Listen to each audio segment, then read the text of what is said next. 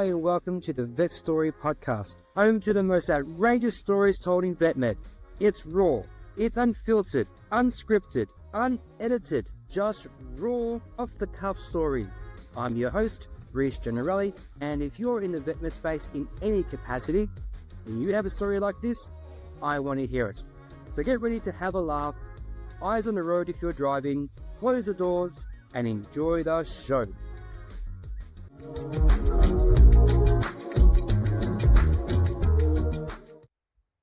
And welcome to another episode of the Vet Story Podcast. I'm here with a good friend, Mike Falconer. Now, if you don't know who he is a Scottish immigrant.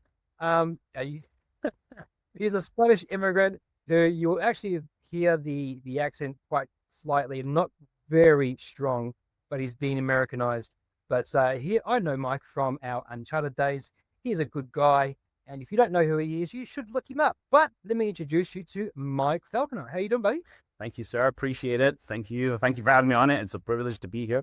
I really like to, this is always fun. Yeah, I'm originally from Scotland a long time ago. I moved to the States in 2001. And before I was ever involved in the veterinary world. And then I've been a practice manager for 16, 18 years now. I currently run 3 hospitals in Las Vegas, one of them being a 15-doctor practice, the other 2 being about 6, 7 doctors.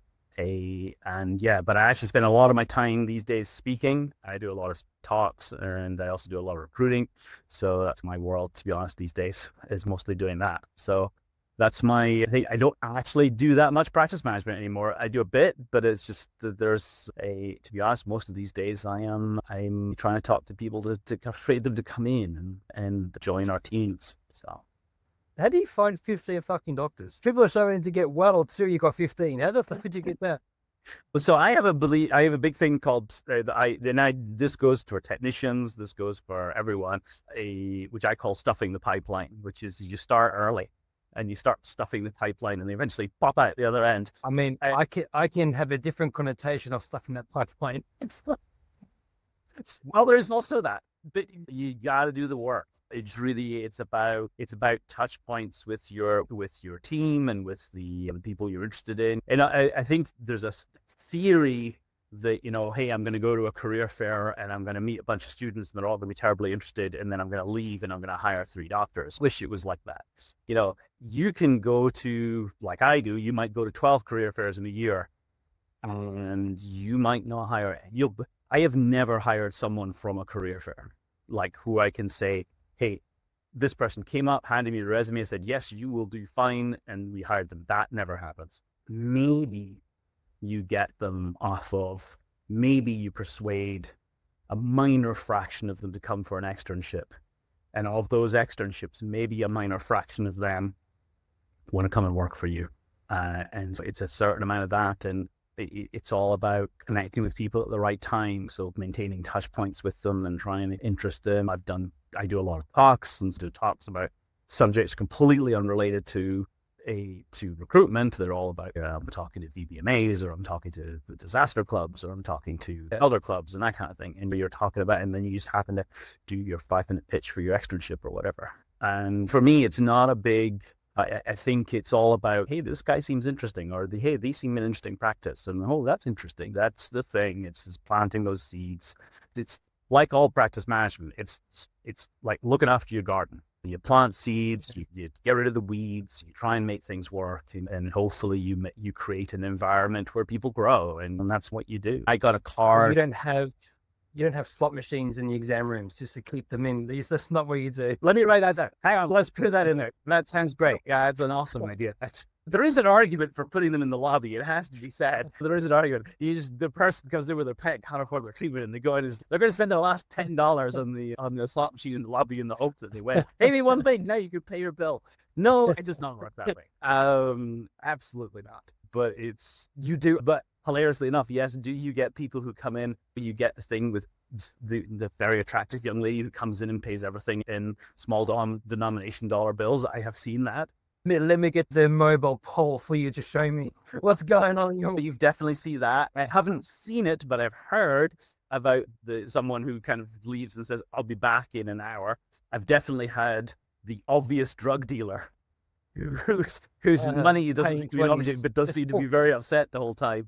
And I have seen that. That's definitely been a thing. But I've said throughout, but before I came to Vegas, he says, well, drug dealers always have money. It's always, what's the biggest issue when you get like a group of practice managers together?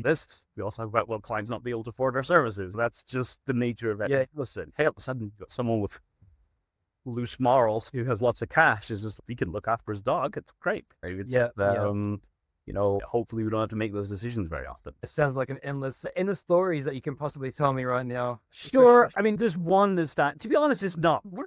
We're an animal hospital like any other. We have the same level of clients who can afford services, clients who can't afford services. The big hospital, Craig Road, it's borderline specialty. We don't have any specialists, but we push that boundary pretty high, and we do a lot of emergency work and see a lot of those kind of cases about when we're definitely in an area of town where we have people who have a lot of money and we have people who have very little money. And when you're obviously trying to kind of work with what you've got and trying to do what's best for the pet and trying to move forward from there, and obviously trying to do your best for the community. That's what it's all about. The one story that really stands out to my mind, and more for me, it was one of those big growth moments. But anyway, so it's a Friday. I'm pretty sure it was a Friday. And it was like 3 p.m, something along those kind of lines. The code goes out, there's an emergency, and it's just okay. And I have the camera sitting by my desk, and I have the electronic sensors that tells me what's going on in the rooms and that kind of thing, and I can see what's going on. And I see that they're rushing a pet back, and it's just like, oh, okay, this is not good. And so I can see that happening. And I happen to go down onto the floor, and it's one of those kind of, it's big treatment area, and there's a bunch of people standing around all taking turns doing CPR. Says, oh, this is not good. This is not going well. And one of the doctors comes up to me and says, yeah, it was spayed at a hospital, not us.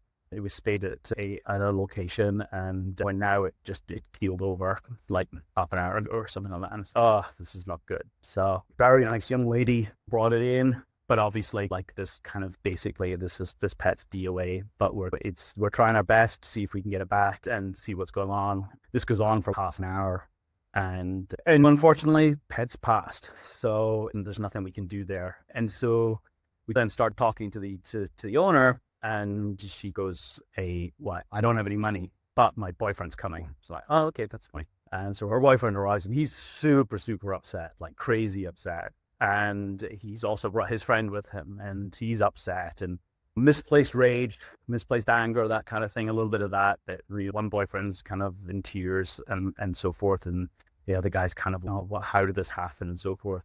And one of the staff just happens to mention, he goes, hey, that guy's got a gun. And I'm going, oh, crap. But apparently at the back of his waistband, you can see there's a gun there. And it's just, okay, not good.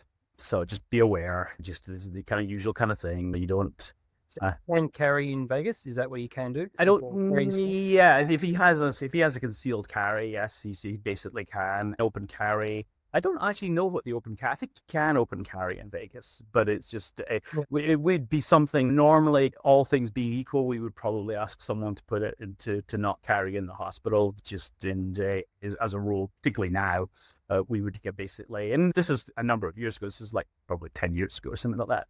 Certainly a little bit more awareness now. At that point, we didn't have an active shooter drill. We do have now. Yeah. And we haven't done anything wrong or anything like that. And basically, once everyone calms down, everyone begins to calm down. It's not quite so hysterical. Everything we sit down and kind of go, I know you don't have any money. Can we just do a payment agreement? It's whatever it was. I think it ended up being like $250, including the cremation and that kind of thing. It was really not reasonable, but it all goes off the rails. It all just completely goes off the rails.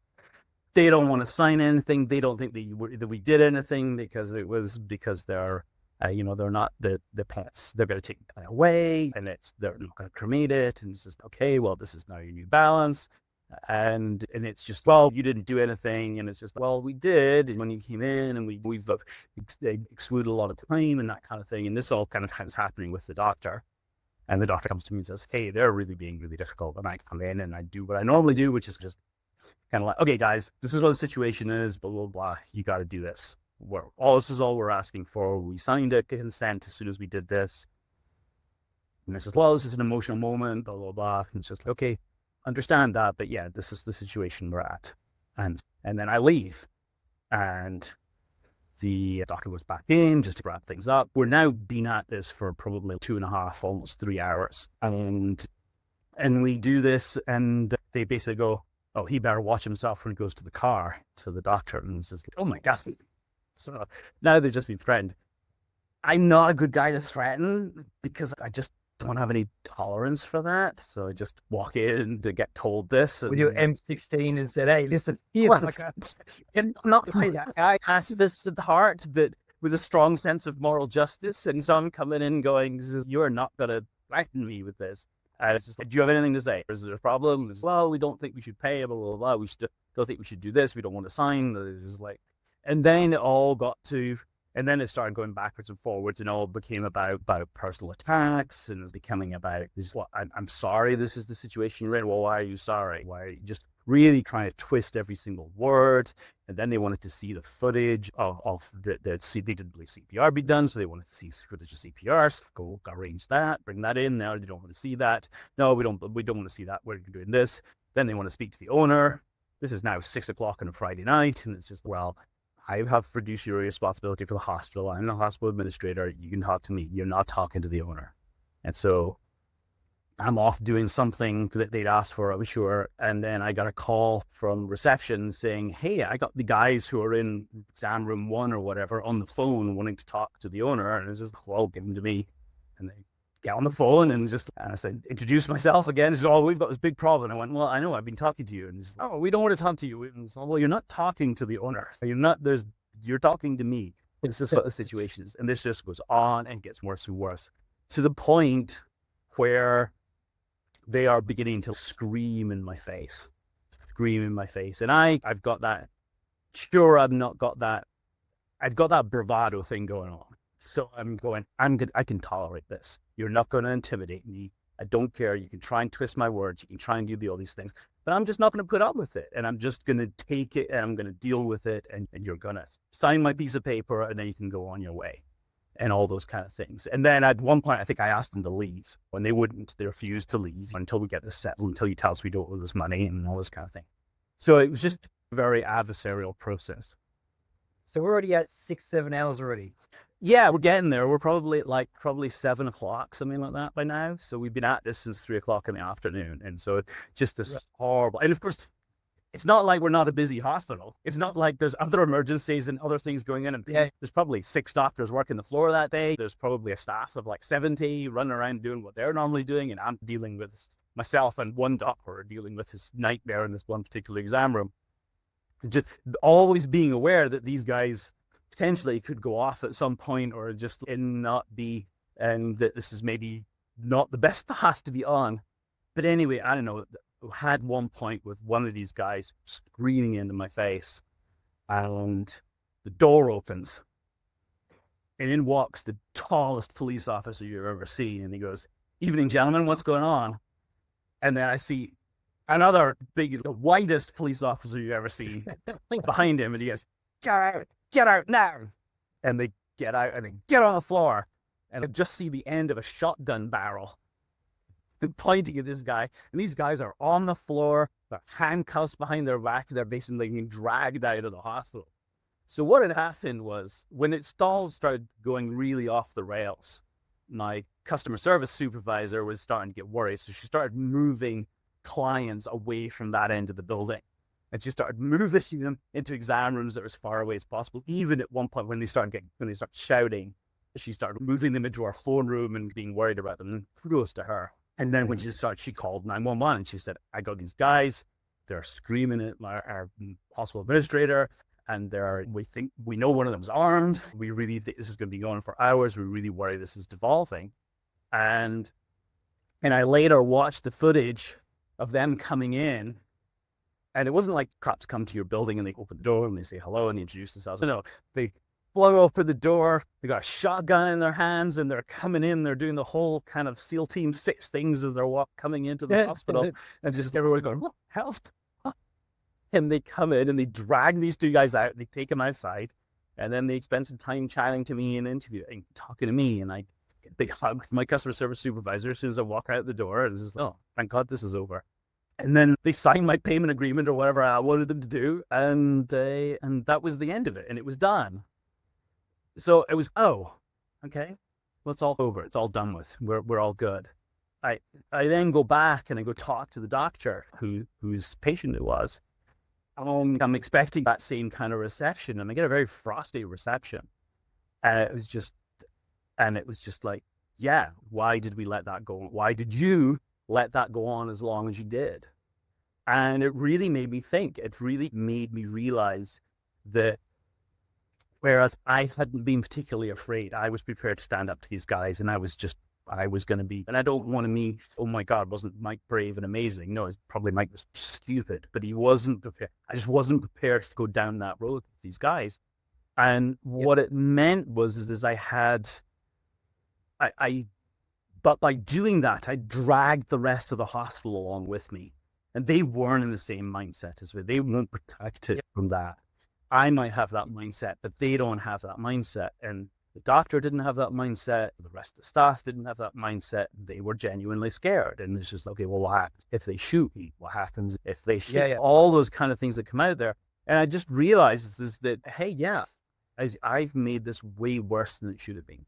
And yes, I'm trying to do the right thing. I'm trying to, even though I'm asking them to leave, but I should have just, if they hadn't left, I should have just called the cops and just trespassed them and got them out of there and just been done with it. And I just didn't feel we hadn't done anything wrong. We tried to save their dog. We tried to do everything right by them. And I just felt that they were just trying to take advantage of us. And I think the thing that really came home to me was it is far better to do right by your team than to be right. And I was trying to be right. And that changed a lot of kind of how I handle particularly difficult situations. Now, it turns out the guy wasn't armed. He'd actually, fairly responsibly, I thought, he'd handed his gun off to his girlfriend. But he did still have a clip in his pocket. But he wasn't armed, and so there wasn't anything there. And we weren't interested in there was nothing to prosecute other than just being difficult. And wouldn't that be awesome? Prosecute people for being difficult. I should hold my hand up and say, I'm a terrible client. I'm trying to get better, but I'm a terrible people. You serve me. I'm awful. I think it's possibly because I just get into that mindset of this is how I want. This is not how customer service should be. It should be like this. I'm already banned by our enterprise for some bizarre reasons. It's just, I'm not. It's just, I get it. But no, I learned a lot when I realized that I wasn't really thinking of the wider impact of this was going to have on my team and the people who were there and anyone else that was there. And it was just like, even the cops were like, they're taking this as a worst possible scenario, that this could have gone super, super wrong. And they're going to escalate that. And I can have arguments about that. That's what they do all the time. But that really made me think about like the goal of trying to de-escalate. And when and just, yes, we want to get paid for what we want to do, or we want to have some kind of records in place. We want to do the right thing. We want to follow our policies and procedures. But at the same time, it's important for us to be responsible and to have a wider awareness and so forth. And now, to be honest, these days I am the first person to say, please leave. Before things get way out of hand, it's just, please leave. We're done. Go away. And if it costs me $200 for you to just go away, then that's fine. But that is the end of the I'm not going to put up with it. And then even, are you going to send us the boards? We haven't done anything wrong. Send us the boards. I don't care. I don't want to tolerate. In the past, I've had a 75-year-old man punch one of my employees in the face, and it just, go away. You're done. He doesn't want to press charges. I would if I could. And it's like, his 80-year-old wife who can't walk, hobbling in with her dog, and you having to turn her away and say, we're not seeing you. There's no way. Your husband just punched one of my employees in the face. It's just not happening. I don't care. Even if he said the worst things in the world, I don't care. You don't get to behave that way. And so that was my story of almost being swatted is, yeah. And it was the wildest. And you look back at it and you look at I still have the footage, and it's just wild. That's where that landed and where that ended. I'm really lucky. Bad things happen to veterinarians all the time and to people in practice. So I think it's just that awareness of that things go wrong. Yeah. Yeah. No, well, it would have been a scary moment for your team as well, right? Yeah, they were definitely concerned. They were concerned for me, but which was lovely. But at the same time, I think they were concerned for. They were obviously concerned. Nobody wants that going on inside your hospital. And certainly, one of the things that's changed with me over the years doing that is very much the willingness to go in and just stop stuff in its tracks. It's just, okay, you can't talk to my doctor that way. You're not allowed to do this. Yep. I don't care what's happened. You're just not talking like this. You're not behaving this way. And you have a choice. You can either stay and we can try and resolve this, or you get out. And that's been a big change for me. And that kind of, and it stems from that incident, but that's just the duty of care. I've always felt that there was a duty of care. Whenever you manage people, I think that's implicit. But at the same time, it's just like the realities of what that actually means, and that sometimes you trying to be this person that you think should be, it doesn't necessarily add up to that. And we had a very similar, but a more Canadian way, where he was still yelling obscenities. Sir, you said that. You are not being a gentleman, sir. How dare you? He did yell some obscenities. And I was like, yo, I walked out there. I'm like, get the fuck out. Now, get the fuck out. You do not speak to my team that way. How fucking dare you? If there wasn't any cameras here in this hallway right now, I would fucking knock this shit out of you. Get the fuck out. And he's like, how dare you? And I said, no, fuck off. If I can get, how dare me? Fuck off, get out. And he's like, serious? I'm like, get the fuck out, man. I'm from Australia. I'm not from Canada. I would knock you the fuck out. Yeah, we do things differently. Yeah, we do things, mate, differently. That's not a knife. This is a fucking knife. That took place, and we never saw him again, which is fine. But there's another story which I can't really talk about through court reasons, but he went against the wall. Oh, that shit that he did, no, absolutely not. I had someone threaten me over the phone they were going to cut my throat, which was funny at the time, because you're a beard person like myself, and I just started growing the beard, and like literally later that day, I just shaved it. I shaved it yesterday. I had a big beard. I shaved it. I was at the barber shop, getting my first proper beard trim, and I'm sitting back there. There's this guy with a cutthroat razor in my neck, and all that's playing in my head is this guy who's just trying to cut my throat over dog food or something stupid like that. It's just some kind of insanity that happened there. It's just these things that go around. But yeah, no, sure. I think you have to. We laugh about it. The guy who threatened to cut my throat, he had a big argument with my colleague, my deputy hospital administrator, and him telling him to basically get the fuck out of the hospital. And for whatever reason, I can't remember what it was now, but he had a big bushy beard as well, which was hilarious. He was called Amish Beard on his way out the door, which I thought was hilarious, as I just called him Amish Beard for the next 6 months. But it was, I don't know. There's standards of behavior and the stuff that you tolerate, but I think how you tolerate it and the way you do and how much you're prepared to put up with has an effect on the rest of the team. And when I think that first responsibility is to the team. Fundamentally, just when it comes, and if that means that we're not going to treat Fluffy, then we're not going to treat Fluffy. And if you're going to have a problem with that, then you need to do, and then okay, then we'll deal with that problem when it comes down. But you don't get to behave this way. That becomes how you end up dealing with it. But I grew a lot that day, and it really put in perspective where my responsibilities lay, and the kind of, we all talk about those growth moments. Funnily enough, the CSR supervisor, who was at that, sent me a card, and I ended up terminating her at some point, and there was some huge mess up, and I had to terminate her. But I'd always liked her, but she had some issues, and it was one of those kind of, I can't keep you here. This is not a thing. And so I hadn't heard for years, like probably 7 years, something like that. And I got a card from her out of the blue. And this card comes, and all inside of the card completely written full, and basically just thanking me for being her manager and for investing in her and looking and always trying to allow her to grow and to be an example for her, which made me cry, and all those and going through that thing. And then she signs off that she's an LVT, and she's just got her first practice management job. And when she included her business card, and she's now on the other side of the country. But it was amazing. It was just, what it's like is, as a practice manager, all your team grow into be amazing people, even the people who leave. And it was so amazing to have that kind of thing of, hey, you made an impact to this person. You did. A success story. It's just because of course, there are lots of success stories. We don't often get to hear them or see them.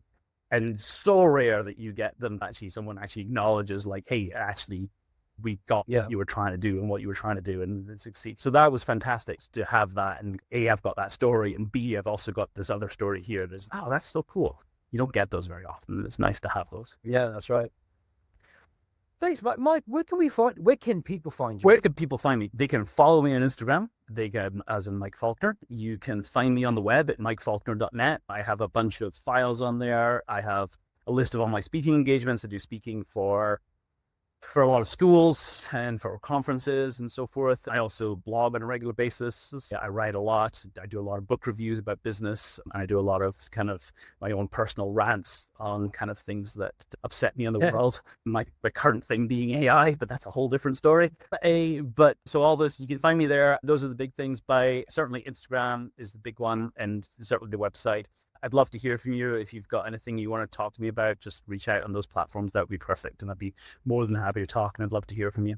So, cool. Awesome. Is there any gigs that you are currently speaking at that people can see Oh, you at? God, where am I going? Mostly they're at schools. I don't think there's anything officially that I'm going to be, where am I going to be at next? I don't think there's anything officially confirmed yet for this year now. Okay. I'm going to be speaking at where am I going to be speaking next? I'm speaking at the University of Glasgow, which is fantastic. So that's fun. Oh, nice. It's the first time I've spoken at a non-US school. So that's exciting. I was going to say, this American guy doesn't know what he's talking about. We can't understand this American guy. Who is this guy? But it's really weird. Being invited by an American student from SAVMA to talk at the University of Glasgow. It's very bizarre. But yeah, so I'll be at the University of Glasgow. I will hopefully I'm talking in Michigan, and Michigan State, and also talking at Iowa State, and I'm hoping to talk at University of Minnesota, all in tail end of January, beginning of February. So that's all kind of coming along. But there's a list of kind of places on my website about places where I'm talking next and what I'm doing. Or you could just come and ask me to talk, and I will come and do that. Because I'm a nice guy. We'll get your links anyway. We'll put them in the show notes. So that'd be perfect. Thank you very much. Appreciate that. Thank you for having me on, Reese. This has been fantastic. I really appreciate you asking me, and it's always fun. Awesome. Thanks so much, Mike. Appreciate your time, and I love that story. All right. Awesome. Thanks very much. Take care. Thanks. Thank you. And thanks for joining us today. That's all we have time for. Don't forget to like and subscribe. If you have a story that you'd love to share and want to come on the show, drop me an email, reese@ivmsolutions.org. This podcast was brought to you by IVMS, Innovative Veterinary Management Solutions. If you are tired of being a business operator and want to be a business owner, then give me a call. If you've heard of systems like Traction, E07, Lean, 4DX, and other similar systems, they're all great systems, but none of them are vet specific. I have taken the best of every system, rebuilt them using our industry KPI standards and your practice core metrics, because every practice is different. I will bring your vision to life, get your team brought in and aligned to your long-term goals. I will systemize your practice so you can have more time doing what you love to do. Stop having people rely on you. Practice ownership should not be this hard. Let's move from being a business operator and move into the business owner category. If that interests you, go to our website, www.ivmsolutions.org. That is I for India, V for Vet, M for Management, Solutions.org. Until next time, take care.